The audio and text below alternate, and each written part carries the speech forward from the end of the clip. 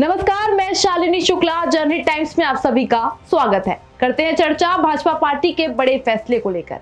Bharatiya Janata party 2024 में लगातार तीसरी बार सत्ता में वापसी करने के लिए जुट गई है। पार्टी जिन राज्यों में विपक्ष में है, उन राज्यों को मजबूत और संगठन से जुड़े रखने के लिए नेताओं की तैनाती करती है। सियासी गलियारों में कहा जा रहा है कि मिशन 2024 को सफल बनाने की जिम्मेदारी इन्हीं नेताओं पर सबसे अधिक है। लेकिन बीजेपी के लिए साल 2023 ज्यादा चुनौती भरा लग रहा है। इस साल 9 राज्यों में विधानसभा चुनाव होने हैं। बीजेपी को कुछ राज्यों में तो ढील मिल सकती है क्योंकि वहां बीजेपी की ही सरकार है, मगर अन्य राज्यों में सफर आसान नहीं है।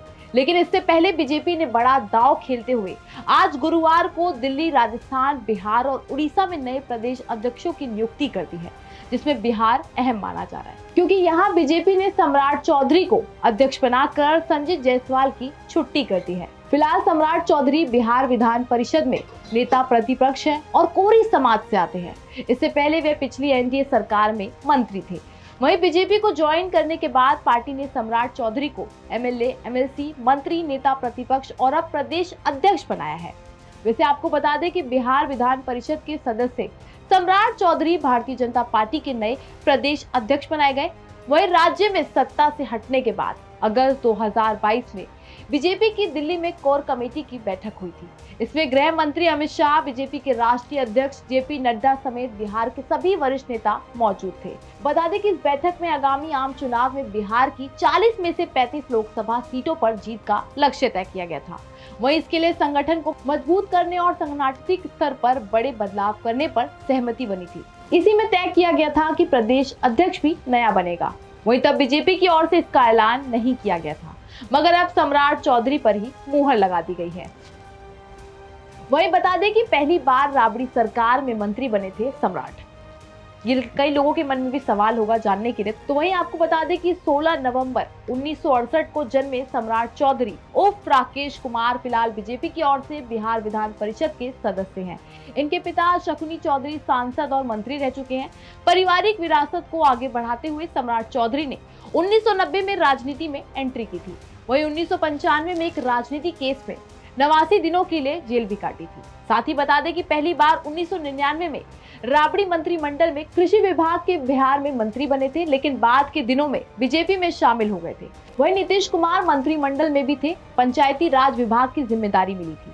तभी अगस्त 2022 में जब नीतीश कुमार एनडीए से अलग हुए तो सम्राट चौधरी ने महागठबंधन सरकार का काफी मुखर होकर विरोध शुरू किया था। इसी के साथ बात करते हैं आरजेडी से करियर की शुरुआत को लेकर। सम्राट चौधरी साल 2000 और 2010 में प्रवक्ता से चुनाव लड़े और विधायक चुने गए। वहीं साल 2010 में उन्हें बिहार विधानसभा में विपक्षी दल का मुख्य संचेतक बनाया गया था। वहीं 2 जून 2014 को उन्होंने बिहार सरकार में शहरी विकास और आवास विभाग के मंत्री के रूप में शपथ ली थी। उसके बाद 2018 में सम्राट चौधरी को भारतीय जनता पार्टी में बिहार प्रदेश का उपाध्यक्ष बनाया गया था। वैसे भाजपा में शामिल होने से पहले वे राष्ट्रीय जनता दल के साथ साथ जनता दल से भी जुड़े रहे थे। वही बात करें अगर 2020 के बिहार विधानसभा चुनाव में उन्हें राष्ट्रीय जनतांत्रिक गठबंधन का स्टार प्रचारक बनाया गया था। वही जानते हैं कि सम्राट चौधरी के परिवार के बारे में।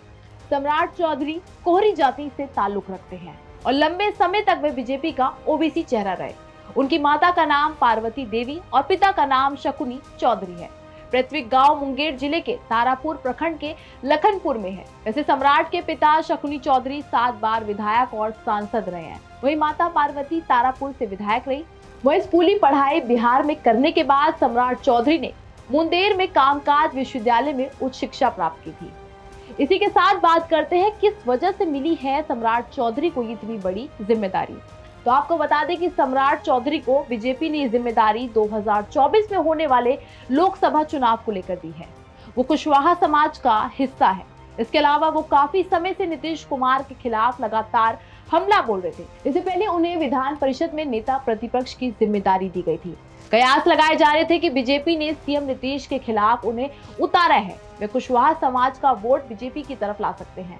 वैसे जिस तरीके से भाजपा पार्टी ने इतना बड़ा कदम उठाया है, सम्राट चौधरी को इतना बड़ा पद दिया है, तो क्या लगता है कि 2023 में जिस तरीके से बिहार में विधानसभा चुनाव है, तो क्या सम्राट चौधरी की वजह से बिहार में भाजपा पार्टी की जीत होगी? तो अपनी राय कमेंट सेक्शन में जरूर साझा करिएगा। फिलहाल देश दुनिया की तमाम खबरों के लिए बने रहें जनहित टाइम्स के साथ। धन्यवाद।